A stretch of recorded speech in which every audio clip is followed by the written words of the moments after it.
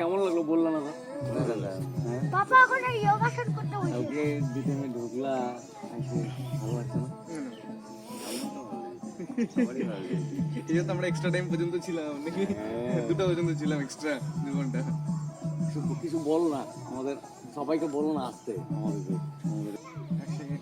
আমার মতে সবাইকে একবার এসে অন্তত ঘুরে যাওয়া উচিত আমার মতে, ঠিক আছে? এই নদীর মানে নদীর পাশে একদম, তারপরে এত শান্ত সকালবেলা যে হয়েছে ময়ূরের ডাক আর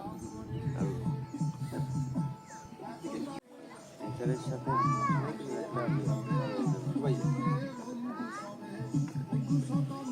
কম্বিনেশনটা ভালো আছে। হ্যাঁ কেমন লাগছে জায়গাটা, কেমন লাগছে না? ভালো। আর কই মাছ